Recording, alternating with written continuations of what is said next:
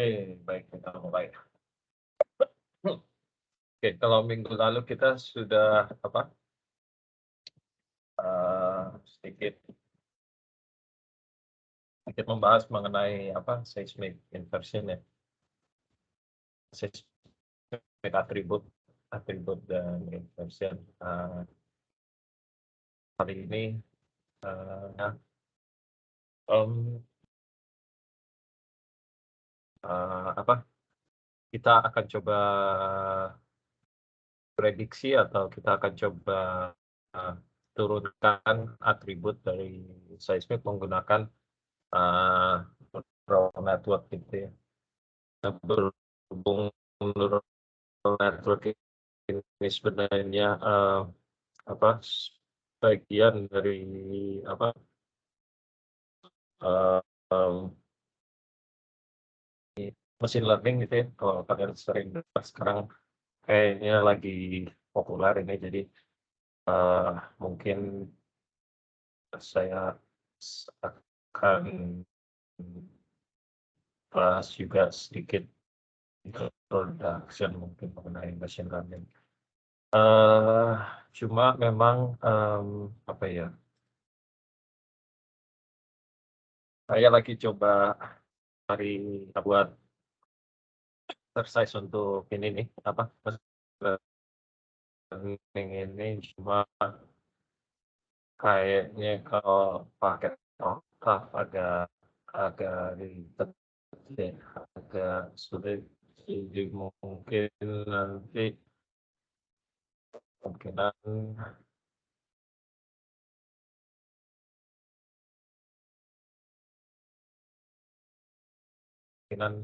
akan coba pakai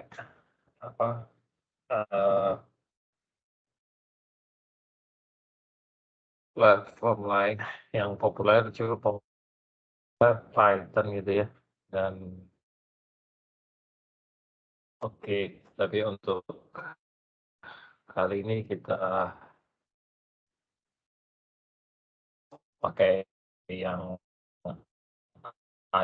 ada dulu ya, neural network gitu ya, karena artificial, karena buatan, jadi bukan jaringan saraf atau neural network yang sebenarnya, tapi tapi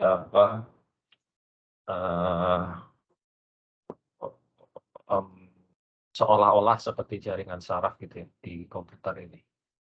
Ya, karena kenapa demikian? Karena dia menggunakan suatu sistem yang adaptif. Adaptif itu berarti bisa mengadaptasi lah ya, bisa menyesuaikan diri gitu lah ya, dengan melalui proses pembelajaran atau learning. Biasa saling atau interconnect melalui neuron gitu ya, seperti otak manusia, dan biasanya terdiri dari beberapa lapis gitu. Jadi menyerupai struktur dari saraf atau otak manusia. Ya, sesuai namanya, karena biasanya yang mempelajari saraf atau bagian fisiologi manusia adalah ilmu biologi, maka saraf ya, atau neurobiologi.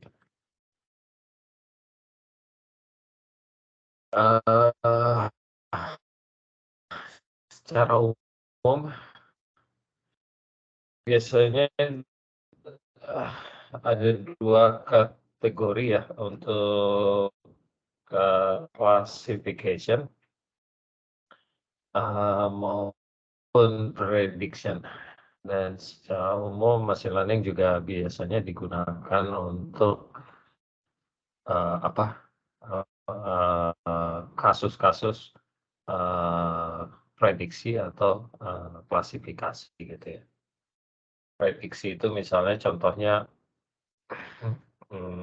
kita melihat tren harga atau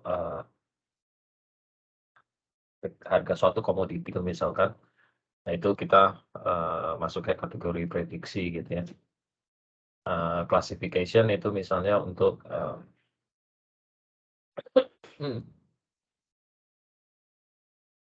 penggunaan ini kalau kalian suka sering pakai apa? Kalau kalian ambil foto, misalnya ada foto kalian atau foto anak kalian, kalau kalian masukkan itu apa? Untuk face recognition-nya itu nanti dia bisa mengklasifikasikan nih apa? Kita ambil foto, dia suka tahu itu foto siapa, foto kita atau foto anak kita atau istri kita atau suami kita gitu. Di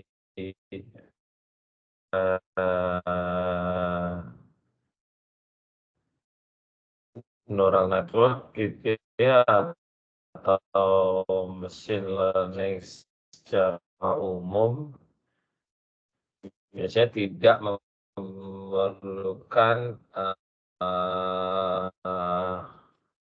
explicit model ya, atau kalau misalnya kita seperti di atribut kemarin ya, minggu lalu, kita membuat AI gitu ya.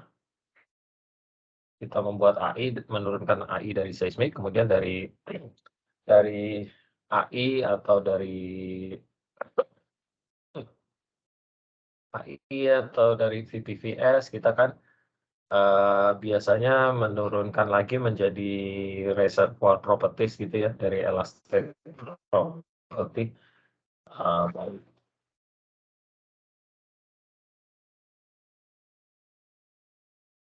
Biasanya kita turunkan lagi jadi reservoir property. Kita kan cari hubungan antara AI terhadap porosity gitu misalnya ya. Kemudian kita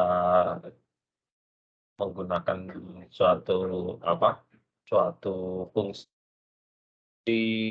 untuk misalkan linear, fungsi untuk menurunkan AI menjadi porosity atau yang lain gitu ya.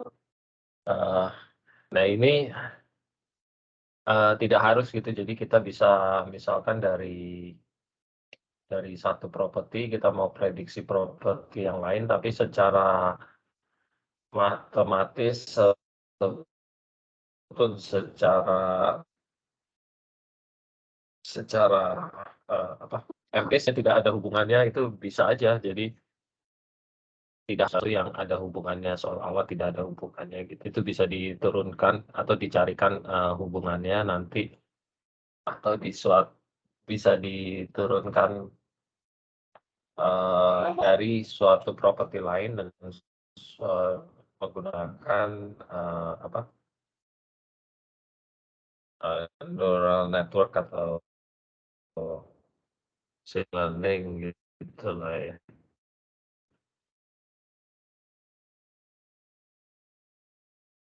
Nah, secara sederhananya gambarannya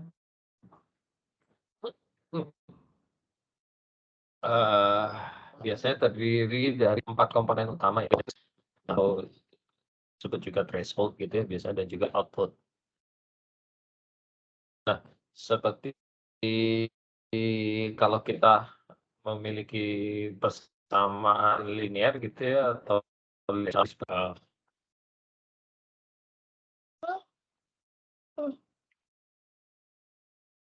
jadi properti yang ingin kita prediksi itu biasanya dari properti input propertinya tuh yang XI ya.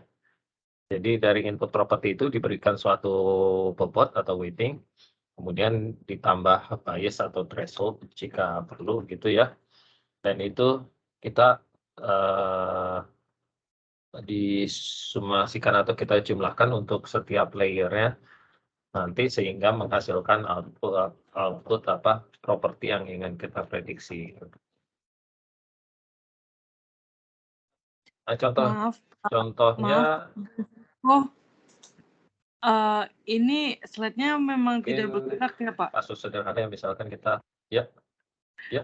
Ini slide-nya memang tidak bergerak ya Pak, atau punya saya Pak? Yang lain gimana? Sama belum gerak juga. Kenapa? Slide-nya belum gerak Pak, masih di. Kenapa? Agak putus-putus kan? Oh, belum berubah ya? Saya di slide ini sebentar.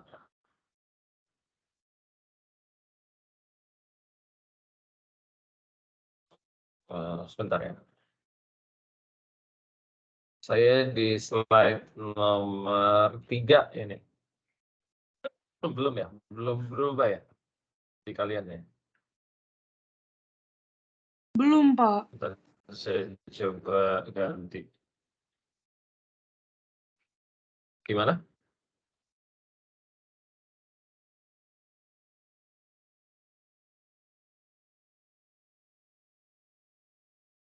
Belum itu Pak, belum keganti slide-nya. Saya coba ganti jaringan dulu ya.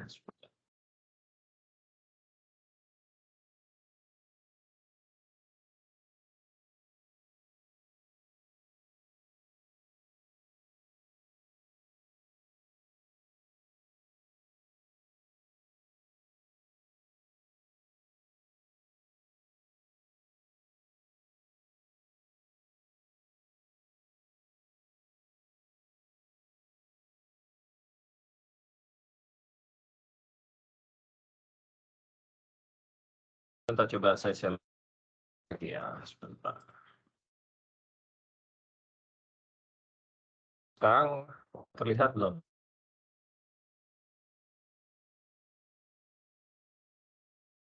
Masih di ini ya Pak, cover-nya ya Pak. Yang lain gimana? Kenapa? Masih di cover-nya Pak. Iya, masih di cover-nya. 3 sekarang udah terlihat belum ya? Belum Pak. Cover ya? Yang lain juga gitu ya? Iya, belum Pak di saya.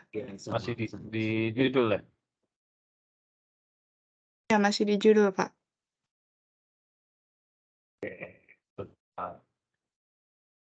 Sebentar saya coba terus join kayaknya. Ini sudah.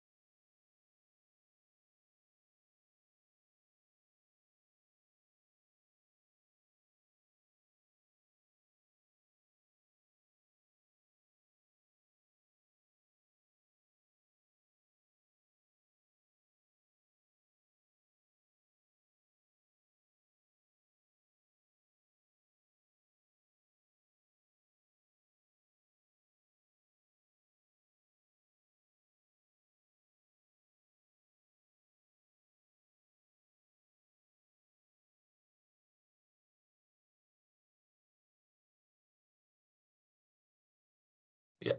Tes, halo. Bisa kedengeran? Bisa Pak. Bisa Pak. Halo. Oke, coba saya share lagi ya. Ya tadi jaringan saya jelek, sebentar. Oke, udah kelihatan belum ya? Di saya belum sih, Pak. Sudah Nggak tahu belum? yang lain gimana? Di saya sih belum. Ini udah, Pak, belum. Di Udah saya masih kelihatan hitam, sekarang? Pak, abu-abu. Masih hitam ya? Hah? Di saya sudah, Pak.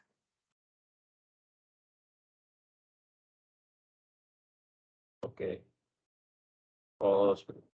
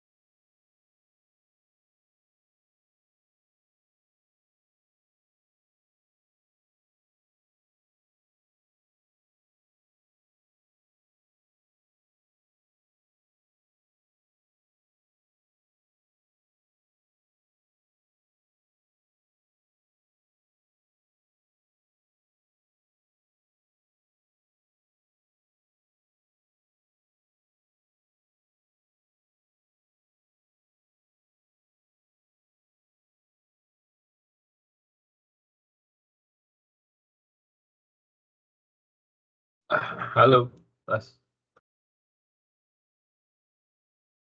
Mas, halo? Iya, Pak. Kedengeran? Oke, sebentar. Saya coba share sekali lagi.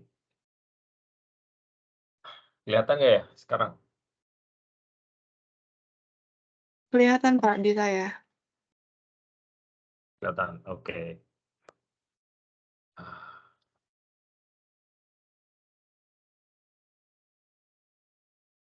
Ya. Nah, jadi secara matematis sih sebenarnya cuma gini aja. Jadi apa? Input properti kita atau input kita dikalikan suatu weight bobot gitu ya. Kemudian ditambah oleh threshold atau bias dan kemudian ditambah dengan properti yang lain-lain diberikan weight dan juga biasnya. Itu hasilnya outputnya adalah harusnya properti yang ingin kita prediksikan gitu ya. Nah, untuk gambarannya mungkin kalau kita lihat, mungkin kita ambil contoh sini, kita mau pesan pizza gitu ya, pizza untuk makan malam. Jadi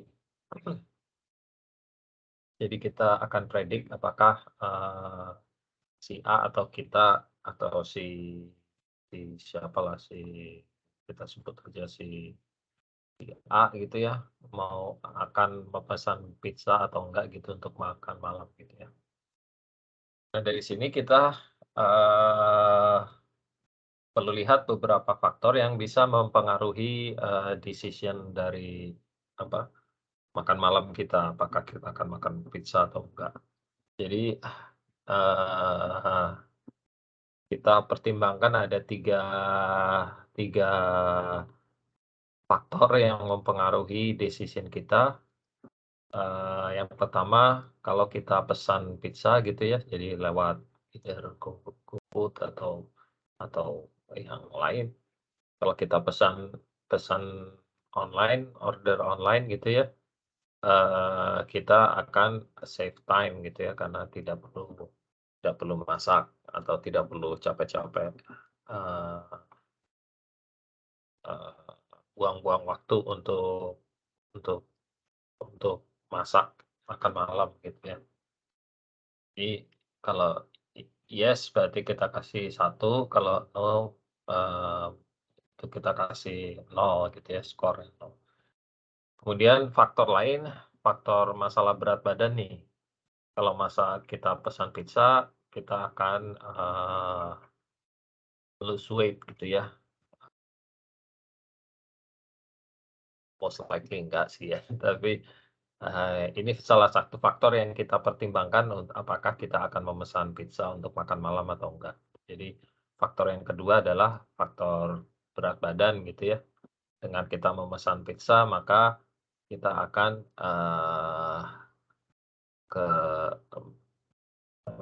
berat badan kita akan berkurang gitu ya, atau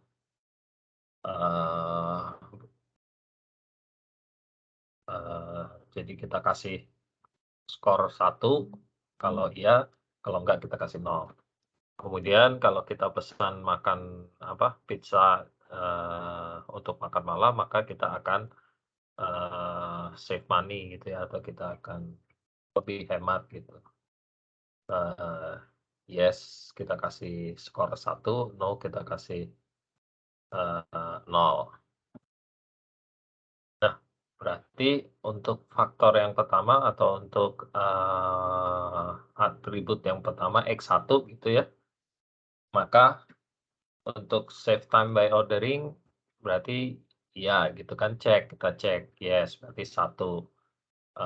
X yang pertama atau faktor yang pertama nilainya adalah 1 karena kita tidak perlu masak gitu ya.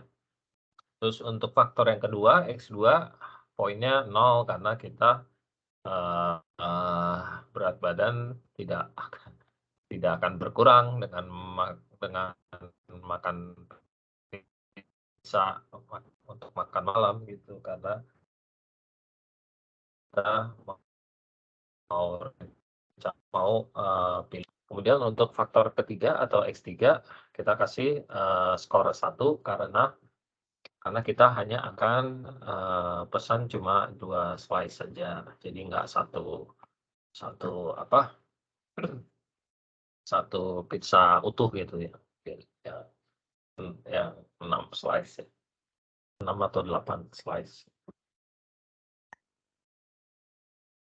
Nah, kemudian dari faktor tersebut kita perlu memberikan bobot juga ya, bobot untuk menentukan manakah di antara ketiga faktor tadi yang lebih penting sebenarnya buat kita gitu ya. Makin besar bobotnya berarti makin signifikan kontribusi faktor tersebut terhadap decision kita. Dan sebaliknya makin kecil berarti tidak begitu penting terhadap decision dari outcome kita gitu ya. Nah, untuk faktor yang pertama, kita hemat waktu, ini kita kasih bobot yang besar karena kita menganggap waktu sangat penting gitu ya. Time is money gitu. Jadi kita menganggap kalau kita bisa hemat waktu, nah itu berarti makin baik. Jadi kita kasih skor bobot yang tinggi. Di sini kita kasih bobot 5. Tapi untuk faktor kedua, faktor berat badan, ya cukup penting buat kita, tapi tidak begitu sepenting masalah penghematan waktu misalnya. Jadi di sini kita kasih bobot 3 gitu ya. Sedangkan untuk faktor yang ketiga tadi adalah faktor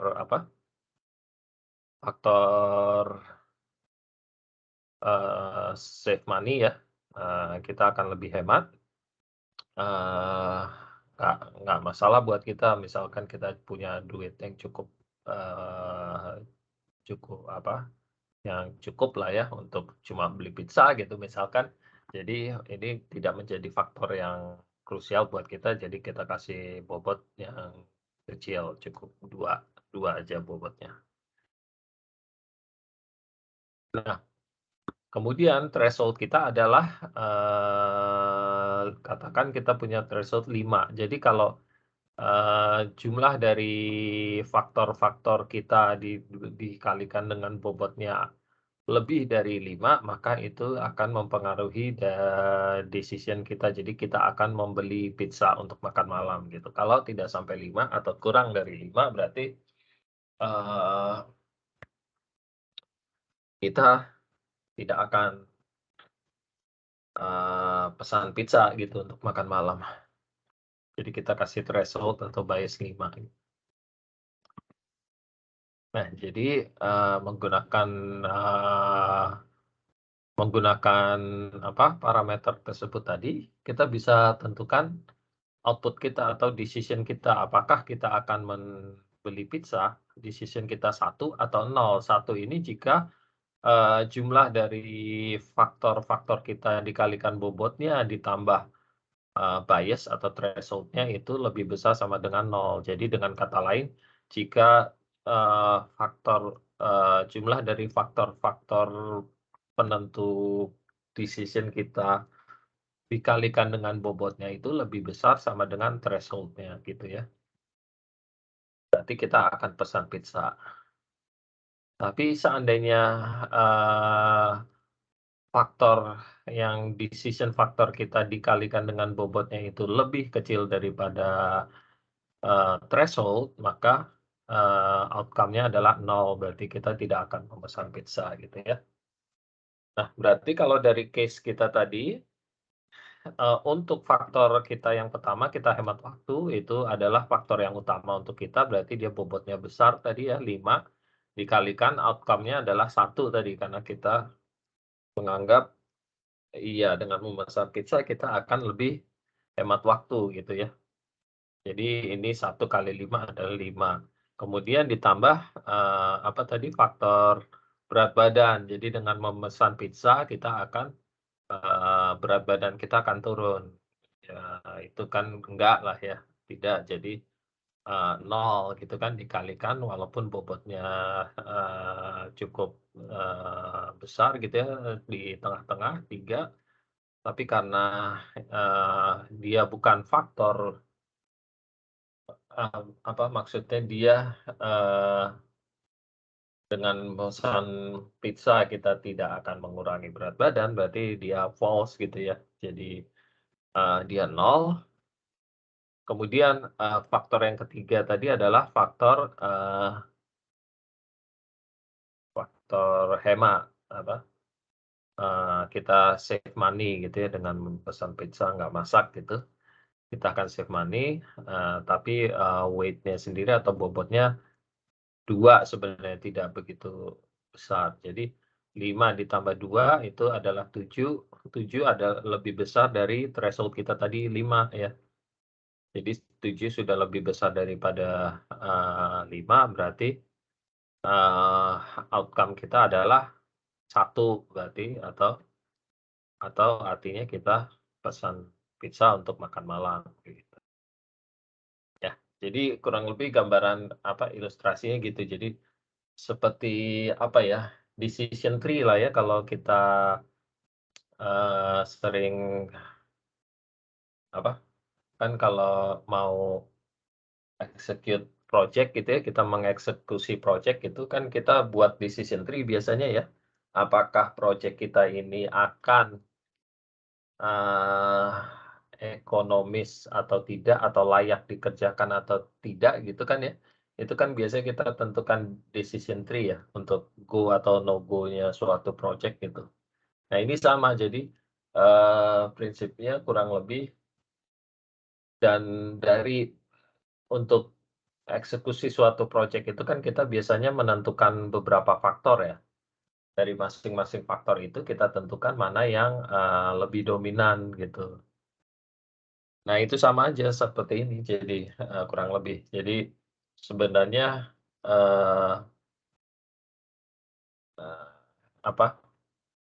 neural net atau machine learning itu secara umum sebenarnya dia membuat semacam decision tree gitu. Decision tree untuk apakah output-nya ini nanti iya atau enggak gitu. Nah secara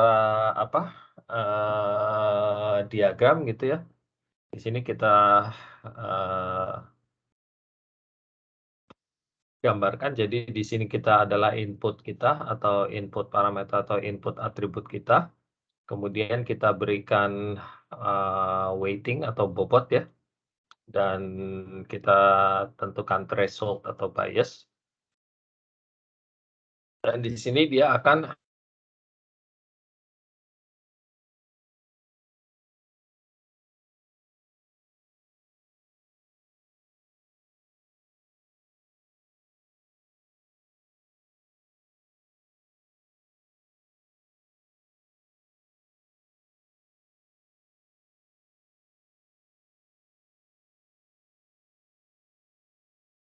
seandainya bobot dikalikan bobot dikalikan faktornya ini dia lebih besar dari thresholdnya, maka akan diambil gitulah ya. Kalau tidak akan di reject gitu atau no. Nah, di sini kita gunakan fungsi sigmoid function gitu ya. Tansig ini fungsi sigmoid. Kemudian lewat dari layer pertama ini atau hidden layer ini, kita akan masuk ke layer kedua atau output layer. Kita berikan bobot lagi, W2 ini kita berikan bobot, dan kita tentukan threshold juga. Seandainya dia lebih besar dari threshold, maka kita ambil, kalau tidak kita reject gitu. Bukan kita sih, si komputer gitu akan reject. Dan di sini di second layer kita gunakan fungsi linear, jadi fungsi linear. Dari sini adalah output hasil predicted prediction ya gitu.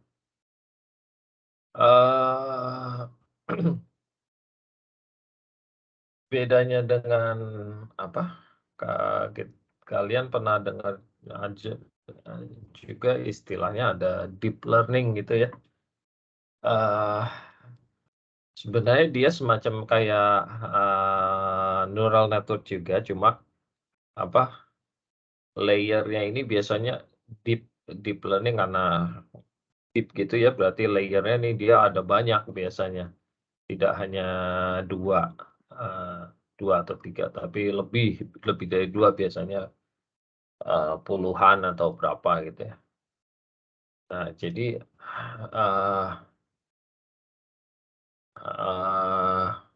secara konsep dia mirip-mirip sebenarnya, cuma beda di jumlah layernya ini. Nah, ini salah satu contohnya. Jadi kita bisa gunakan neural network ini atau machine learning gitu ya secara umum untuk memprediksi suatu properti. Dalam hal ini log, kita mau prediksi log properti gitu ya. Kita akan generate function approximator. Function approximator ini suatu fungsi yang akan mengubah input atribut kita menjadi output yang kita inginkan gitu. Nah, dengan demikian kita bisa melakukan prediksi log properti pada lokasi-lokasi di mana kita tidak punya data gitu misalkan. Jadi di mana lokasi yang nggak ada sumber. Jadi seolah-olah kita mau bikin property log, either density atau terserah kalian mau predik apa, gamma ray atau sonic atau dan yang lain-lain, tapi di lokasi yang tidak ada sumbernya gitu. Dan kemudian hasilnya nanti bisa kita cross validasikan dengan data sumber lain gitu yang nggak dipakai untuk training biasanya ya. Jadi semacam blind test gitu ya.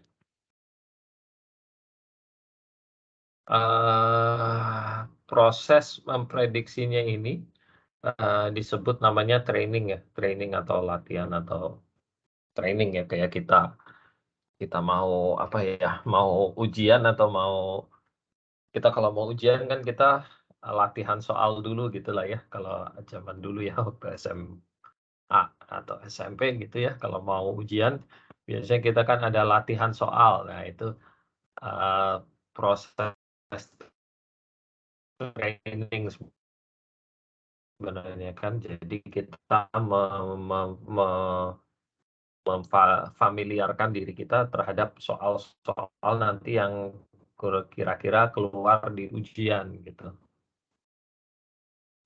Seperti kita latihan soal, kita punya bank soal gitu ya. Jadi kita punya contoh-contoh soal dari ujian-ujian sebelumnya, misalnya contoh-contoh latihan di mata pelajaran gitu. Itu namanya, itu yang disebut training example ya. Jadi kita berikan materi untuk si network atau si komputer ini untuk mempelajarinya gitu ya. Tujuannya sendiri adalah untuk meminimize mean square error antara actual dan prediction gitu. Jadi si komputer ini targetnya dia mengurangi error, meminimize error gitu. Kalau kita belajar buat ujian, target kita kan dapat nilai yang bagus gitu ya. Kalau si ini ya, supaya nilai dia bagus, dia harus membuat prediksi yang baik gitu. Ya, begitu ya. Nah, ini contohnya, jadi ini data yang kemarin kita pakai untuk untuk inversion minggu lalu. Jadi saya ambil satu line seismik itu ya, dan ada 2 sumur di situ yang melewati line ini. Sumur S yang di kanan dan sumur X yang di sebelah kiri. Jaraknya nggak begitu jauh ya, ini sekitar 588, jadi mungkin sekitar 500-600 meter ya.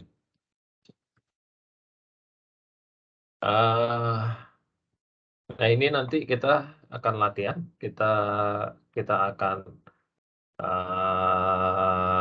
ubah lognya dari depth ke time gitu ya. Ini udah datanya, jadi nanti data lognya sudah dalam time gitu ya.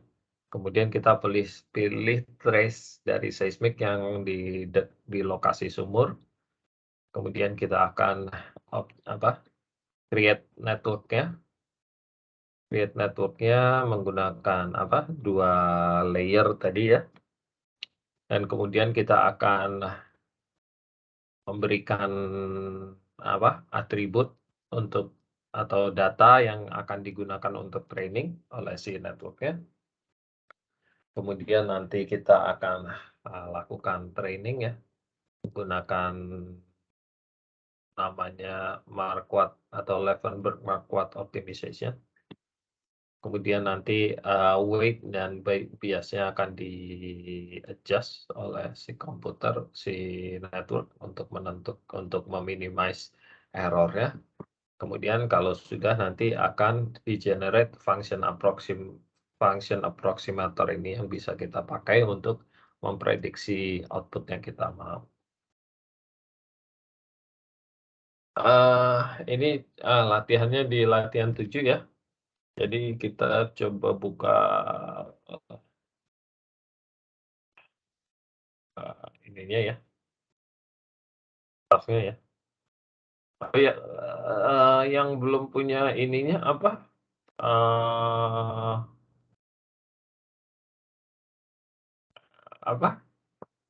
package neural net ya?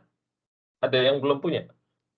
Si Mas Luki ya dulu ya, kayaknya belum bisa install paket neural netnya ya.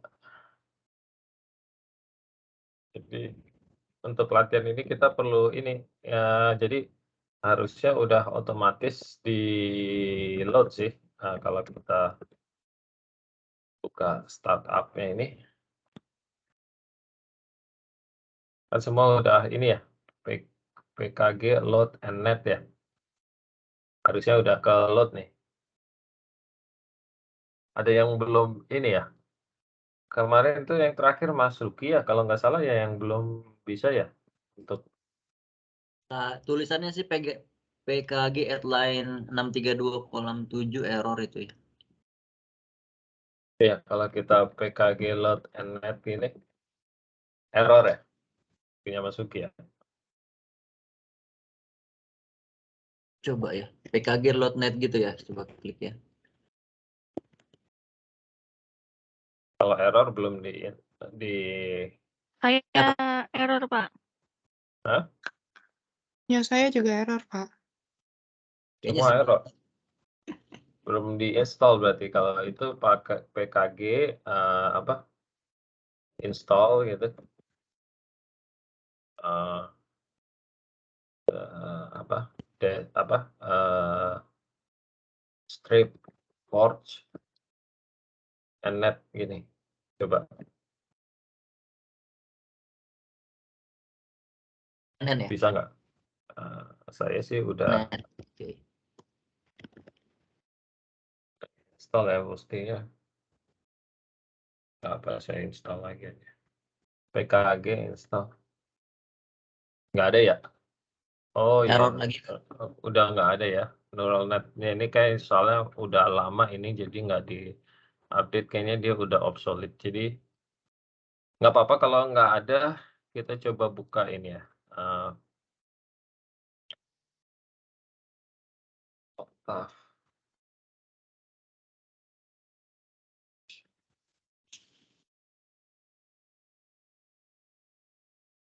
Nah, ini kita buka ini website octave.sourceforge.io.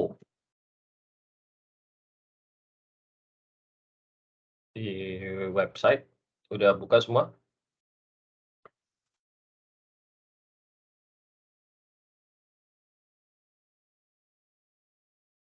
Udah ketemu websitenya. Kalau udah Saya kita sudah. ke bawah. Udah kita ke bawah. Di sini ada complete list of unmaintained package. Itu di sini endnet. Oh, tapi udah nggak bisa download ya. Active package. Dia masuknya udah inactive sih karena memang enggak. Oh ini. File release system.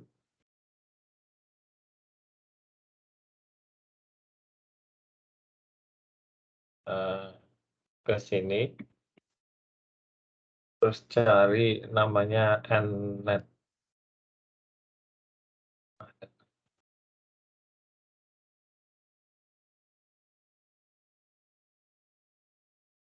Search ada nggak sih search?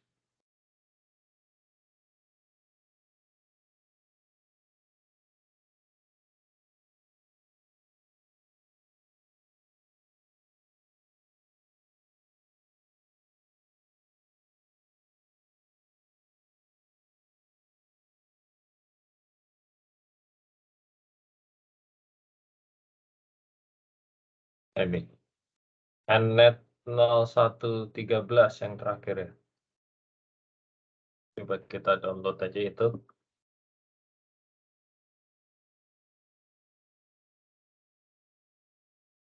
Oke, nah ini endnet. Oh, saya udah ada nih, endnet 10113.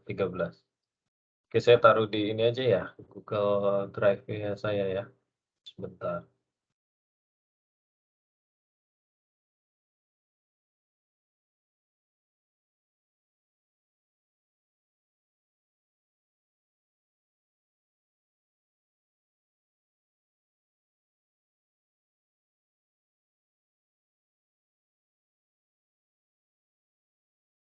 Atau di kolom chat boleh juga, Pak.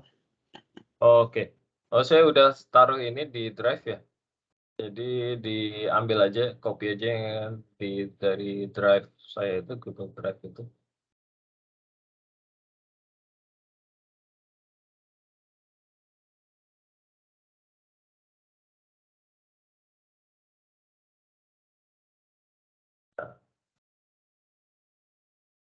Sehingga saya taruh di chat ya. Jadi di download aja yang dari ini, Google Drive. Kalau sudah, nggak gede kok ini.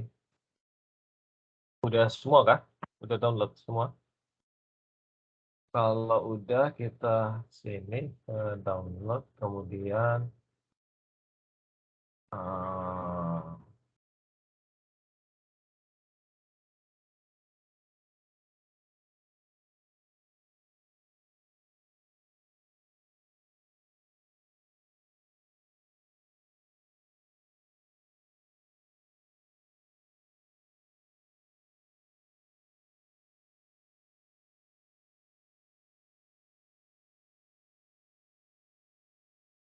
oke. Kalau udah di ini, Ditaruh mana Pak filenya Pak? kenapa? Filenya ditaruh mana? Apa perlu Di dimasukin mana? ke Di dalam komputer desktop? kalian? Oh di mana aja bisa ya di luar ya? Di mana aja, terserah. Terus di X, kayaknya nggak perlu ekstrak deh. Oke, kayaknya nggak perlu ekstrak. Gini, jadi sebentar. Ini saya pindahkan ke folder ini ya. Ini kalian Octave-nya di-install di mana? C users ini kalau saya. Jadi kita ke sini C.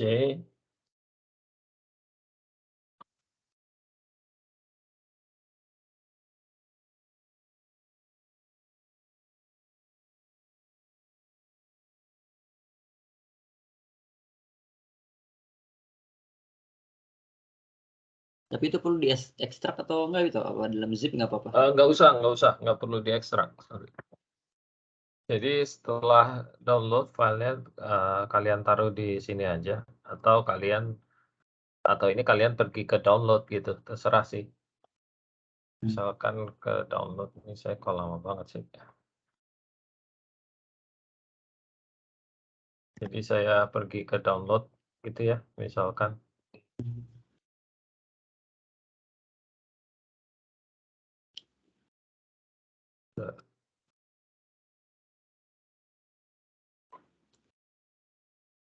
Download.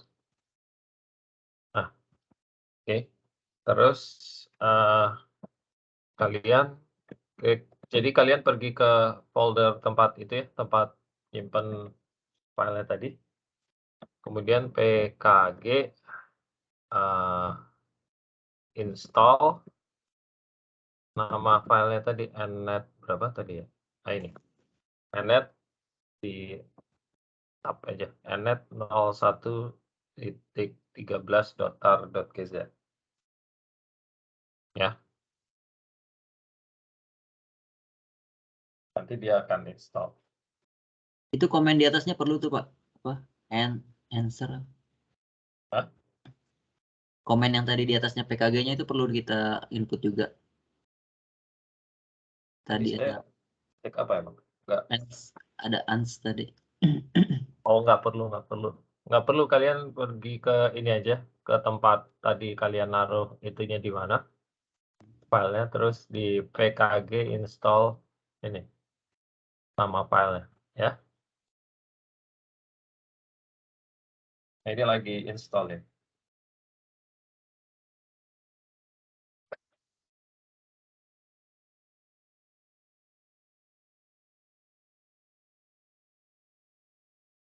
Oke, kalau udah keluar.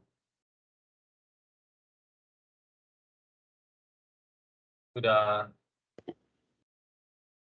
selesai, udah bisa semua? Sampai sini bisa?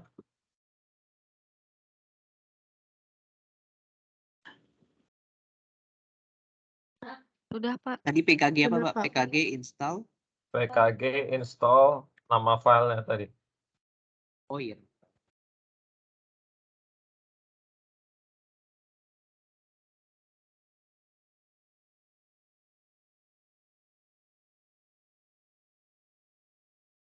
Udah, kalau udah, ini kalian cuma perlu sekali aja sih. Ngerjain ini nggak perlu, karena sekarang udah di install. Kalau udah, kalian balik ke ini apa? Balik ke folder latihan ya. Latihannya di latihan 7 ya.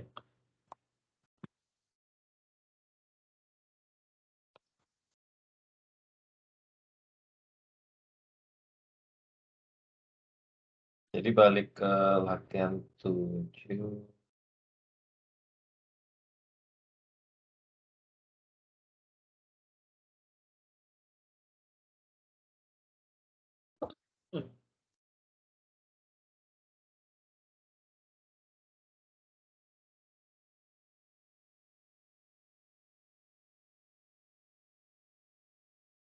Balik ke tempat latihan.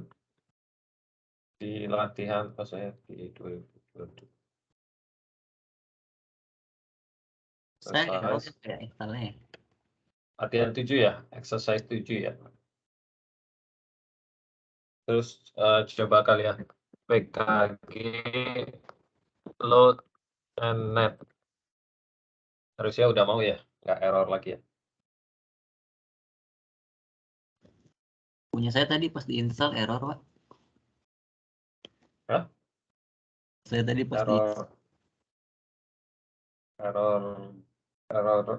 Errornya apa? di PKG at line 595 kolom 19. Itu GZ-nya itu memang ada, Pak ya? Tadi Ada, iya. Ini saya pakai GZ, coba nggak bisa, saya hilangin GZ-nya juga tetap error deh.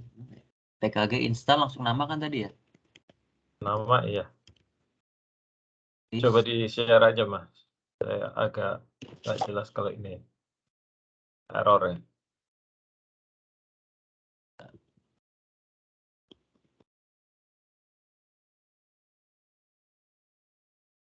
Imak not defined for cell.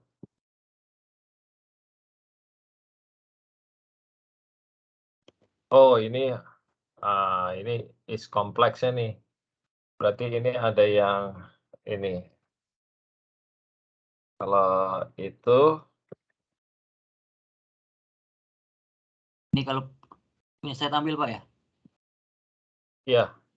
Kalau yang punyanya Mas Isan, ini apa? Invalid action PK. Install error PKG file. Ini nggak ada filenya Mas. Ditaruhnya di sini. File nnet-nya itu. Foldernya. Saya? Ya, di download. Oh ya, ini ke download dulu dong. Ini kan belum di folder download tuh. Double klik di downloadnya. Oke. Double klik situ. Lagi. Belum masuk tuh Mas. Ini lihat tuh di atasnya masih C. Sekarang coba ketik lagi. Di situ, ya di command window-nya ketik lagi pkg install nnet. Nnet spasi apa tab aja tab. Nnet tab. Dia langsung komplit. Nah, enter. Nah, sekarang mau kan? Berhasil ya berarti ya? Tunggu belum. Ya, mau nih. Mestinya mau sih. Tunggu sampai ROM-nya keluar lagi nanti.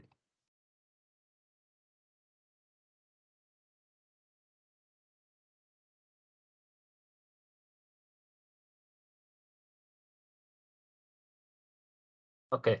Nah, kalau yang Mas Isan ini is kompleksnya nih, dia masih baca is kompleksnya Cruise nih. Jadi, yang ini, kalau saya ini ya, coba Mas Isan ini, which is complex. Nanti keluarnya apa? From ini ya, Cruise apa gitu ya? Is kompleksnya, betul nggak? Sebentar saya coba Pak. Dia manggil yang is kompleksnya Cruise. Iya kan? Iya betul, dalam folder Cruise ya.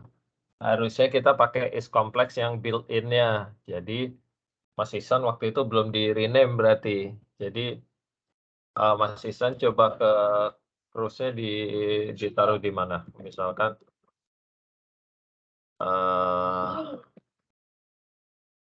berarti saya taruhnya di sini nih, cruise saya nih, di folder ini. Nanti Mas Ihsan pergi ke folder itu ya, ke Foldernya cruise, Pak. foldernya cruise, ya. Mhm. Saya kan Ya. di sini ya, kalau saya punya tuh cruise-nya ditaruhnya di sini. Jadi nanti Mas Ihsan pergi ke foldernya Mas Ihsan, di tempat naruh cruise-nya itu. Saya ada di sini. Dua cruise. Dia itu ada di under utilities ya kalau nggak salah ya. Nah ya, di bawah utilities itu ada is complex ya. Ketemu nggak Mas Ihsan? Sebentar ya, Pak, saya sekalian. Utilities.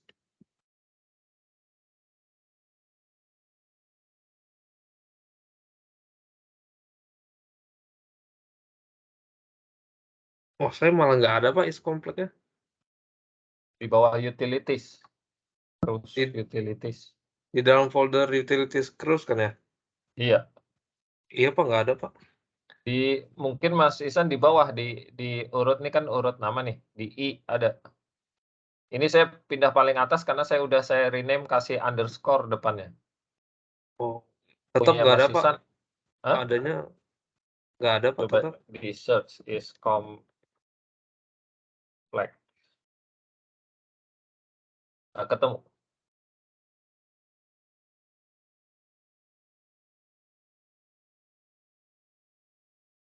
Oh, ada, Pak, ada. Sorry. Ada. Nah, Saya rename kalau waktu ada itu ya. ke is complex-nya itu di rename Mas. Di rename rename. Saya rename kasih underscore nih depannya. Biar dia nggak konflik sama built-in-nya si Octave itu. Karena namanya sama. Saya tambahkan underscore aja ya di depannya, Pak ya. Ya, boleh, terserah. Mau di Oke. rename is complex cruise atau apa, atau saya kasih underscore depan. Kalau udah nanti di ini dulu Mas. Balik ke sininya terus ditutup aja lah kalau biar nggak bingung ditutup aja Octave-nya terus nanti dibuka lagi. Terus coba di install PKG install nnet gitu ya. Oke, Pak. Oke, yang lain bisa kalau bisa kita lanjutkan ya. Kita buka latihan 7A ya. Latihan 7A. Udah ya semua udah ini ya, udah install ya. Kita buka latihan 7A. Jadi di sini kita akan train seismic attribute ya untuk memprediksi log log sonic di sini. Jadi saya load ininya, data lognya, sonic lognya, seismic trace-nya saya load, juga atribut dari seismiknya ini apa? Amplitude atau amplitude envelope atau apa? RMS amplitude gitu ya. Kemudian instantaneous phase dan instantaneous frequency. Kemudian saya bikin network ya. Networknya 2 layer tadi. Pakai layer pertama sigmoid, fungsinya layer kedua linear ya. Ini input ini input propertinya atau input atributnya yang dipakai untuk training, yang akan saya pakai untuk training. Kemudian saya pakai networknya 65 neuron ya. 65 neuron ada 2 layer sigmoid dan linear. Kemudian saya pakai epoch itu iterasi ya, iterasinya 500. Goal saya adalah errornya lebih kecil dari 0,0001 gitu ya. Kalau errornya udah lebih kecil dari itu berarti udah selesai. Kemudian saya training networknya nih pakai train. Ya. Kemudian nanti hasilnya saya simulasikan. SIM ini saya simulate, saya predict. Jadi saya membuat prediksi menggunakan network yang hasil training ini. Ini networknya saya simpan namanya net ya. Network ini saya pakai untuk training. P adalah ini matriks yang input atribut saya ya. Kemudian saya plot antara sonic log original dengan sonic log hasil net prediction network ya. TM. Ini original, ini original log, ini log predicted ya. Oke, kita coba. Nah ini kayaknya kita perlu ada modify sedikit ya, tapi coba kita jalankan nih. Oke, error karena nggak mau ya. Error finite undefined near 5 line 38. Kalian semua error juga nggak? Ya, Pak. Iya, error. Berarti ini ada yang harus diganti. Makanya jadi saya tulis catatan di sini. Jadi modify finite menjadi is finite in Tansig function file. Jadi kalian buka, kalau ini ada file namanya Tansig ya, ini kan dari ini dari paket neural netnya tadi ya, bener ya, keluar ya, kalian semua ada. Ini kan tadi yang kita install nih, paket neural net. Ada file namanya Tansig ya. Tansig karena kita pakai apa? Networknya ini layernya ini functionnya sigmoid Tansig. Itu kita buka filenya ya, file edit Tansig. Sudah kebuka semua?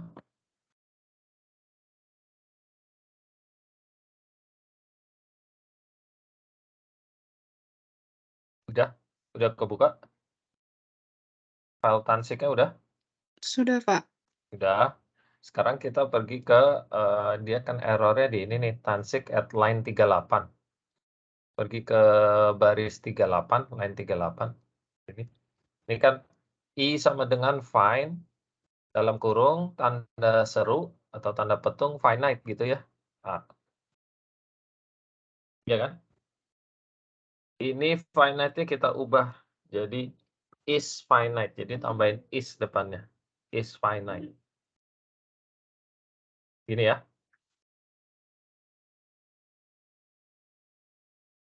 Udah semua sampai sini?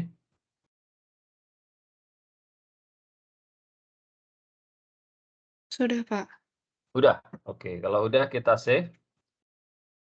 Kita save, kemudian kita tutup aja.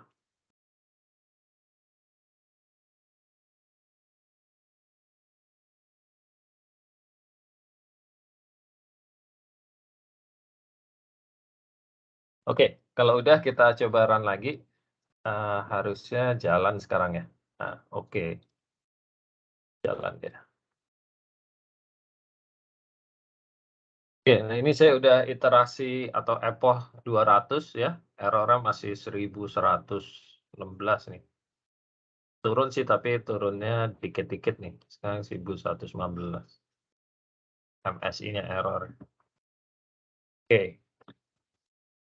Oke, saya udah sampai epoch 500 atau iterasi 500, tapi kalau saya lihat di sini errornya masih cukup gede nih, masih 1115 ya.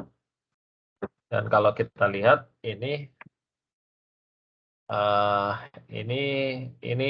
ininya objective functionnya, jadi pertama errornya tinggi sih, di lebih dari 15.000 gitu MSI-nya.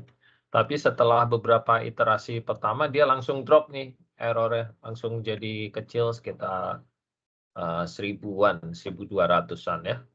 Tapi habis itu dia flat aja di situ ya, di iterasi ke berapa? Ke iterasi ke 11 nih. Jadi setelah 10 iterasi dia error-nya turun tapi nggak turunnya nggak banyak sih. Ini kalau kita zoom di sini ya, ini dia turun sih, tapi di sini turunnya kecil banget ya, udah tinggal dikit. Oke. Dan kalau kita lihat ini adalah yang merah adalah seismic trace kita ya. Seismic trace-nya. Yang biru adalah log sonic-nya. Jadi kita mau yang merah ini mepet ke yang biru sebenarnya. Nah, ini hasilnya, hasil training kita ya. Training pertama kita ini. Jadi dia mendekat, yang merahnya ini mendekat ke biru tapi kurang optimum gitu ya. Kalau kita lihat ya. Jadi trainingnya atau prediksinya masih kurang optimum sih kalau lihat ini hasilnya ya. Dan di sini di angka apa gambar keempat, figur 4 kita lihat nih sumbu X adalah original log atau real sonic-nya ya. Yang sumbu Y adalah predicted log atau hasil prediksinya. Garis merah ini adalah garis Y sama dengan X gitu. Jadi kalau prediksinya bagus harusnya dia mendekat ke garis merah ini ya. Tapi kita lihat masih agak scatter gitu ya, scatter dia dan korelasinya juga kurang dari 0,5 sih. Jadi masih kurang nggak begitu bagus. Hasilnya sama semua, kurang lebih sama seperti ini sih harusnya semua ya. Sama semua atau ada yang error atau ada yang beda? Punya saya sama, Pak. Sama, oke. Ya harusnya sama semua sih. Oke, berarti masih kurang optimum lah ya. Kira-kira apa yang bisa kita lakukan nih untuk memperbaiki hasilnya? Jadi kalau kita balik ke slide, ini saya cross validasi juga di sumur satunya. Jadi kita pakai trainingnya cuma di satu sumur ya, kan kita ada 2 sumur tadi nih. Mana nih? Nah, ini ya.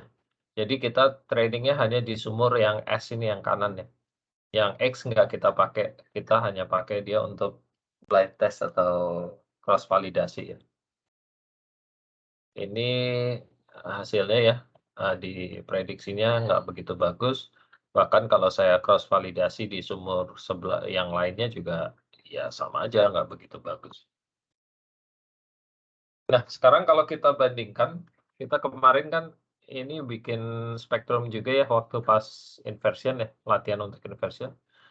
Kalau kita bandingkan, lihat dari seismik itu dengan spektrum dari log, kemarin kan kita tahu log itu memiliki low frequency komponen ya, atau very low frequency komponen. Sedangkan di seismik kita tuh nggak ada gitu kan ya. Dan hasil prediksinya tadi kalau kita lakukan spektrum buat amplitude spektrumnya juga terlihat di low frekuensinya dia nggak bisa ngejar gitu ya karena emang nggak ada infonya di seismiknya. Nah kalau itu kira-kira apa yang kita bisa lakukan? Jadi kita perlu menambahkan informasi yang bisa menambahkan low frequency input ini. Jadi yang bisa restore ini. Salah satunya adalah dengan menggunakan inversion yang kita lakukan minggu lalu. Ya. Jadi kalau di latihan ini tadi kan kita inputnya semua seismic attribute ya. Tapi nggak ada inversionnya nih. Saya cuma pakai phase, RMS, sama frekuensi. Standard frekuensi. Nah, kalau kita tambahkan input satu lagi, itu adalah yang 7B ya, latihan 7B. Jadi 7B ini sama seperti latihan yang sebelumnya, 7A, tapi inputnya saya tambahkan AI atau impedance atribut AI, atribut dari seismik ya, yang kita buat minggu lalu ini sebenarnya. Kemudian kita lakukan training lagi yang sama, pakai 2 layer juga. Cuman neuronnya saya pakai 125 sekarang ya. Dan iterasinya atau epochnya saya 1000, pakai 1000. Oke, kita coba aja.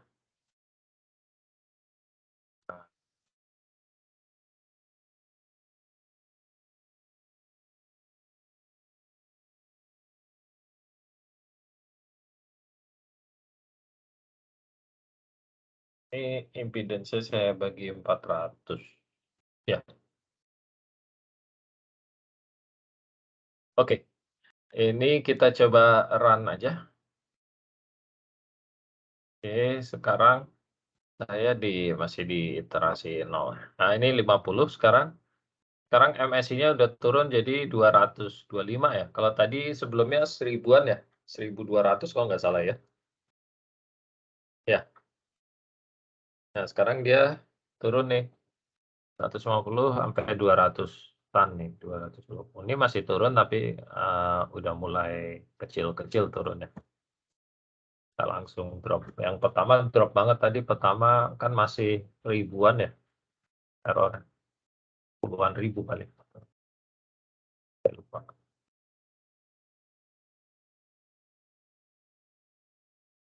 Ini saya sampai 1000 iterasinya, epochnya. Jadi ini baru setengah jalan saya.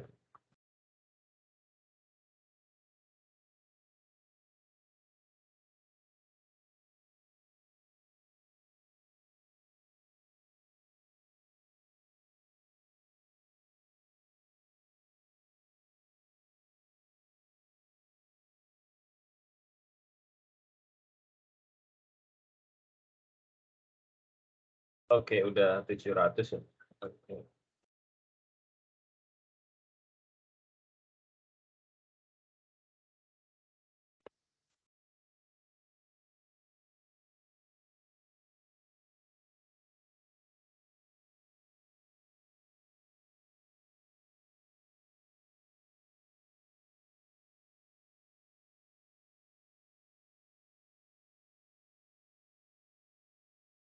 Oke, udah selesai ya.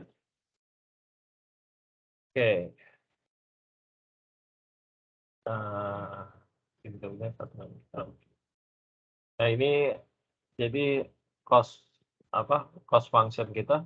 Jadi yang pertama cukup besar errornya ya, 15.000 lebih, langsung drop ke 200-an tadi ya. Kalau kita zoom juga di sini. Jadi sebenarnya di beberapa iterasi awal dia udah langsung turun nih, di 10 iterasi pertama nih dia langsung turun. Berikut-berikutnya dia turun tapi kecil aja ya. Sampai di 200-an MSI-nya. Kalau kita lihat, bandingkan lagi, ini sama seperti yang tadi, jadi ini inputnya adalah yang merah, seismic trace di sumur es ini. Kemudian kita mau memprediksi yang biru ini sebenarnya, sonic log-nya. Nah, ini adalah hasil prediksinya. Jadi yang merah ini adalah seismic trace yang sudah di-adjust menjadi sonic log. Menggunakan function approximator dari neural net. Yang biru adalah original sonic log. Sudah cukup match atau belum dibanding yang tadi? Sudah lebih baik ya dibanding yang tadi ya, jauh lebih baik ya. Ya. Jauh lebih baik daripada yang tadi ya.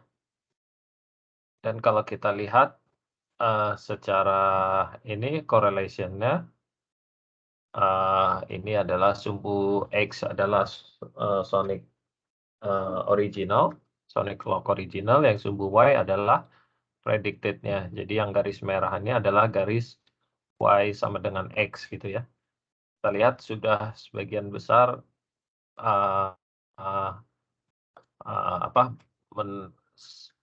menumpuk atau menempel ke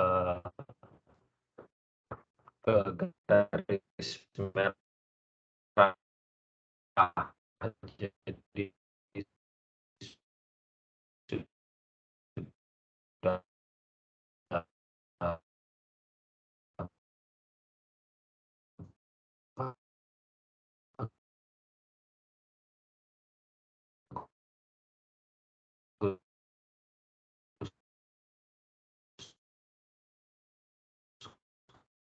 korelasi S dan X ya.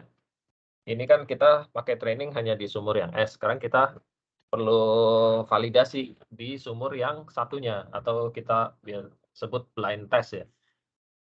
Blind test itu ada di yang 7C. Jadi 7C ini adalah cross validasi atau blind test.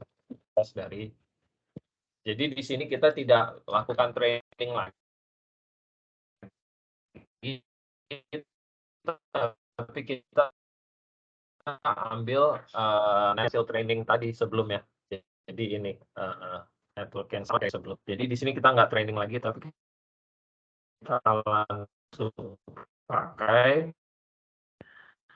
approximatornya. Cuma kalian harus yang terakhir yang exercise 7B yang di run ya. Kalau exercise 7A tadi, nanti yang dipakai networknya yang network dari sini. Jadi karena terakhir kita run yang 7B, berarti nanti dia akan ambil network atau hasil training yang dari 7B. Oke, jadi kita coba run aja, langsung di run aja. Sekarang ini kita nggak pakai training lagi, tapi kita langsung apply.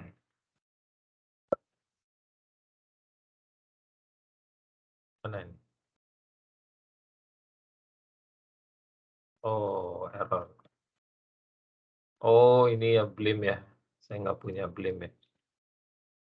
Oh iya, kalian juga nggak punya BLIM kemarin ya? Ini. Tapi kok saya punya sebelumnya ya? Oke, di sini nggak ada BLIM ya. Inversion. Inversionnya ada. Ada kok BLIM.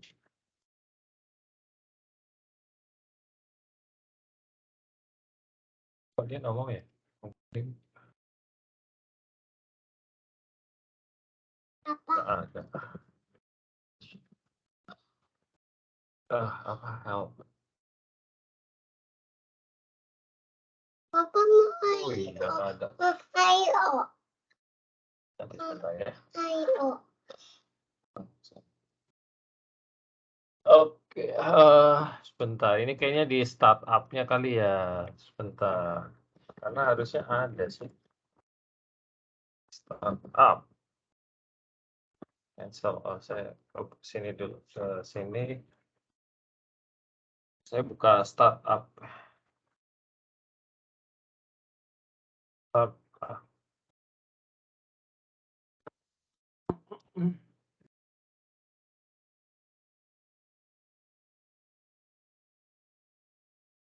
Oh iya, ini inversionnya saya matiin.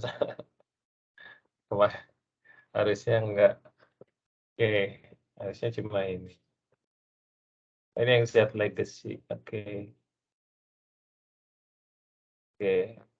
Iya, di sini enggak ada. Oke, ini dinyalain aja ya. Inversionnya ya. Di save kalau enggak. Kalau udah di save, kemudian di klik lagi start.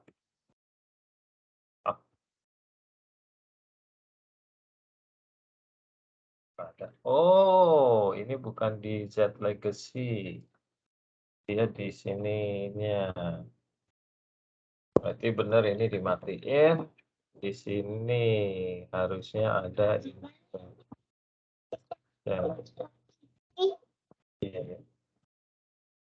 Ini harusnya ada inversion.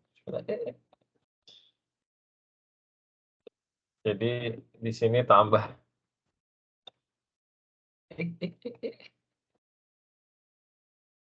Di sini copy aja.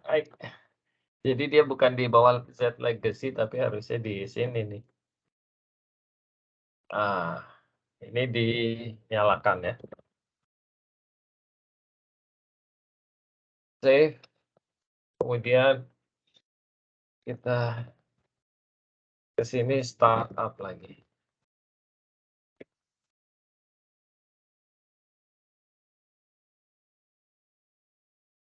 Oke. Kalau udah kita kembali ke ini, ke 7C ya. Kita run lagi, change directory. Nah, oke, ini oke. Jadi ini hasil blind testnya ya. Jadi ini kita nggak lakukan training lagi, tapi langsung pakai aja hasil trainingnya tadi. Ini adalah seismic trace di lokasi sumur yang satunya, yang X. Ini sonic log-nya. Dan ini adalah hasil prediksinya yang merah ini. Jadi kalau kita lihat prediksinya cukup baik juga ya di sumur yang tidak kita pakai untuk training. Di sini korelasinya 84% gitu ya. Masih cukup baik juga. Berarti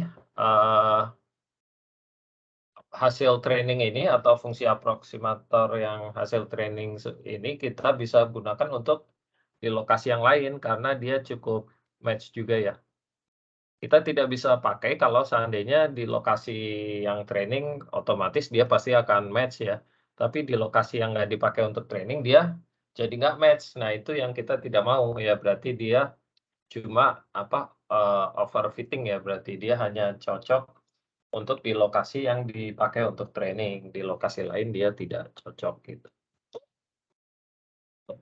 Dan di sini karena dia masih bagus, secara korelasi masih bagus juga ya, masih bisa dipakai. Jadi kita bisa gunakan untuk prediksi di semua lokasi yang tidak ada sumur ya. Iya.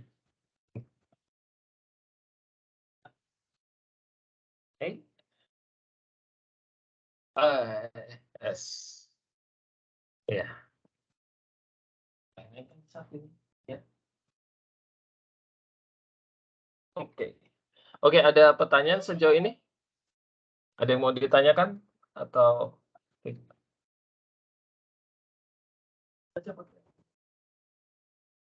nih, yang ini juga nyala ya.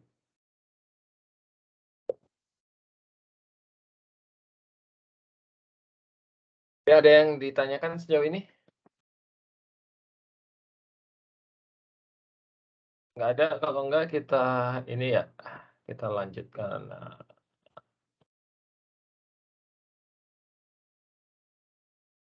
Nah ini hasil prediksi cross validasinya ya, hasil blind testnya.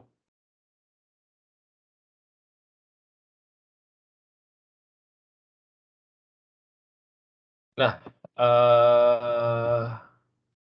oh ya ini kalau kita bandingkan spektrumnya, jadi dari yang latihan 7B tadi, spektrumnya hasil prediksinya sekarang kita punya low frequency trendnya juga ya, seperti lognya. Nah, sekarang kalau saya mau predik properti lain, misalnya density gitu ya, bisa juga kita lakukan hal yang sama. Jadi sini saya ambil seismic trace-nya yang di lokasi sumur itu juga ya. Ini adalah density log ya, yang biru ya. Karena density range-nya dia kecil ya, harga density kan kecil ya. Antara 0, sampai berapa, sampai 3 atau 2 gitulah ya. Nggak gede, sedangkan makanya kelihatannya garis lurus aja nih padahal tapi ada angkanya tapi kecil. Nah ini sebelum kita training, setelah kita training prediksinya seperti ini, jadi masih cukup baik ya, masih bisa digunakan juga. Jadi sebenarnya nggak perlu yang ada hubungannya juga bisa. Jadi kita bisa memprediksi target output kita tuh bisa kita pakai sesuatu yang lain gitu. Jadi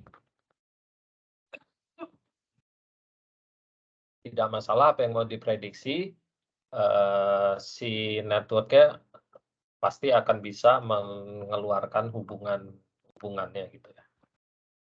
Nah, ini contohnya kalau saya mau pakai untuk prediksi density ya.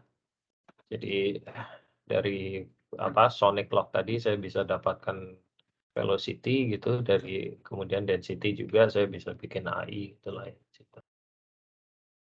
Jadi ini konsepnya kalau kita membuat AI tapi menggunakan machine learning atau neural net ya, bukan pakai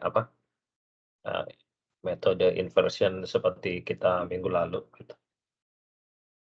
Oke, ini comparison. Ya, jadi kesimpulannya untuk menggunakan atribut dari seismik aja kita tidak bisa mendapatkan low frekuensinya ya, karena memang tidak ada gitu. Jadi hasil prediksinya kurang baik. Jadi dengan menambahkan informasi dari seismic inversion, dalam hal ini AI gitu ya, dari seismik, maka kita bisa restore low frequency komponennya ya. Jadi sehingga prediksinya lebih baik. Oke, ini sebenarnya untuk kalau di MATLAB gitu ya, kita bisa buat network-nya ini pakai GUI sebenarnya. Cuma karena kita tidak pakai MATLAB,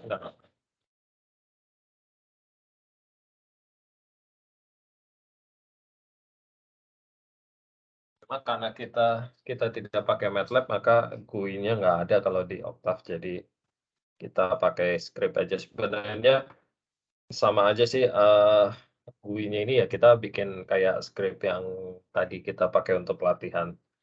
Cuma ini cara mudahnya lah ya, karena ada GUI-nya jadi lebih interaktif gitu.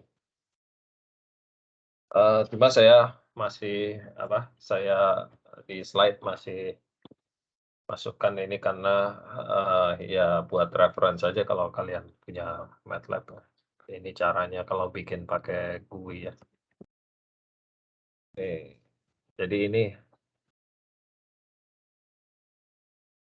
tadi network-nya seperti kita lihat di slide juga ya. Jadi ada 2 layer, yang namanya hidden layer dan output layer.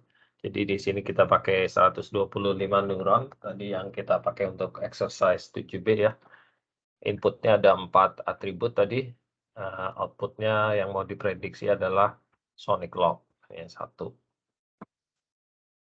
Oke, ini sisanya, dan kalau ada pakai MATLAB GUI-nya itu dia bisa ini korelasinya ini sudah secara otomatis di-generate dari neural network toolbox-nya itu. Jadi bisa, kalau saya tadi kan saya plot sendiri ya, dari exercise-nya ini dia bisa ditampilin langsung.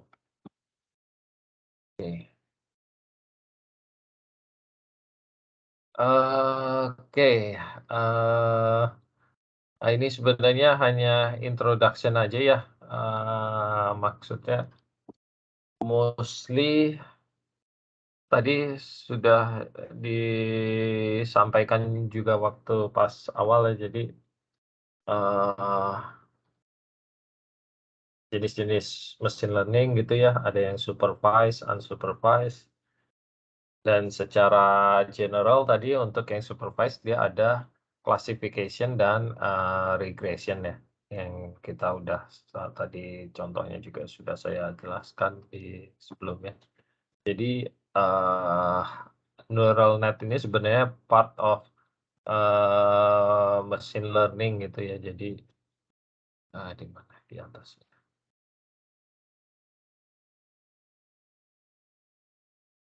Nah ini jadi machine learning itu part of neural net itu part of ini sebenarnya, machine learning. Dan machine learning itu part dari apa yang, disebut AI atau artificial intelligence gitu ya. Jadi, sebenarnya sama-sama aja dan deep learning itu bagian dari machine learning atau, tipe neural net yang layer-nya ada banyak gitu sebenarnya. Jadi makanya, neural net itu bagian dari machine learning karena neural net dan deep learning mirip-mirip lah, cuma beda di number of layer-nya. Kalau neural net biasanya cuma dua atau 3 layer, kalau, deep learning ini dia bisa banyak layer. Jadi ya secara gambaran gitu sih.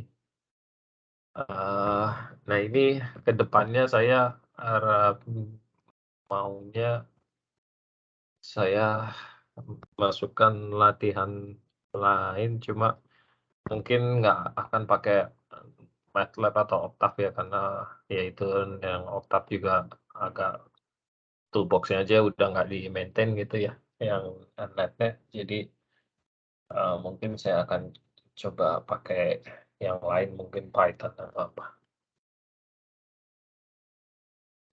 Oke,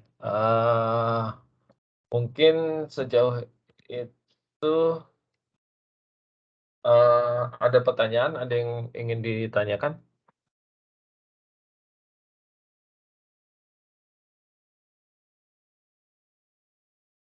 Nggak ada? Kalau tidak ada, kita akhiri dulu sampai di sini ya. Kita ketemu lagi, mungkin minggu depan ya.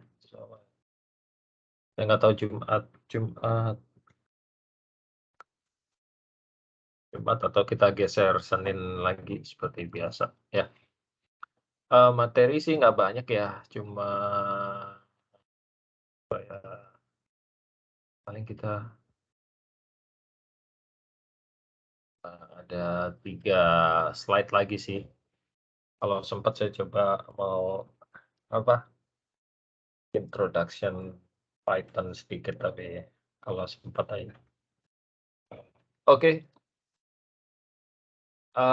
Tidak ada pertanyaan, kalau tidak ada kita akhiri dulu pertemuan kita di sini.